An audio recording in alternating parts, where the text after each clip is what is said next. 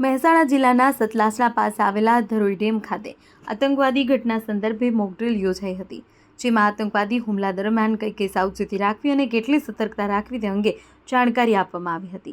આ મોકડ્રીલ અંતર્ગત આજે સવારે 10:15 કલાકે એક સ્કોર્પિયો ગાડીમાં 2 આતંકવાદીઓ સાબરકાંઠા બાજુના ધરોઈ ગેટ નંબર 2ની સુરક્ષા કર્મચારી ઇન્જર્ડ કરી અને ધરોઈ ડેમ ખાતેના કંટ્રોલ રૂમના 3 કર્મચારીને બંધક બનાવી રાખવામાં આવ્યા હતા।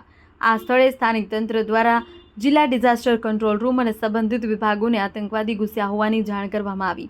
સતલાસણા પીએસઆઈ તેમજ તેમની ટીમ સાથે ઘટના સ્થળે પહોંચી ગયા। ત્યારબાદ એમ્બ્યુલન્સ સાથે આરોગ્ય વિભાગની ટીમ, ફાયર ટીમ, જિલ્લાની એસઓજી, એલસીબી, ક્યુઆરટી ટીમ સહિતની પોલીસ ફોર્સ આવી પહોંચી હતી।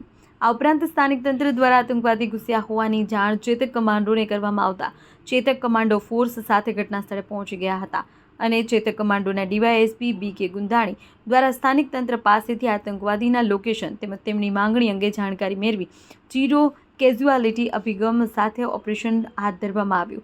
ઓપરેશન અંતર્ગત પીઆઈ એમ.કે. પરમારના નેતૃત્વમાં ચેતક કમાન્ડોની ટીમ ધરોઈ ડેમ ખાતે પહોંચી આતંકવાદીઓને ઠાર કરી બંધક બનાવેલ ધરોઈ ડેમ કંટ્રોલ રૂમના કર્મચારીઓએ સહી સલામત બહાર લાવવામાં આવ્યા અને ઓપરેશન પૂર્ણ જાહેર કરવામાં આવ્યું। જેવી ઘટના બને તો કેવા પગલાં લેવા જોઈએ, કેટલી સતર્કતા રાખવી જોઈએ, કોને જાણ કરવી જોઈએ, કઈ રીતે સાવચેતી રાખવી જોઈએ તે તમામ બાબતે મહત્વપૂર્ણ જાણકારી આપવામાં આવી હતી। આપત્તિ સમયે બચાવ કામગીરી કેવી રીતે કરવી તે અંગે પણ વિસ્તૃત માર્ગદર્શન આપવામાં આવ્યું।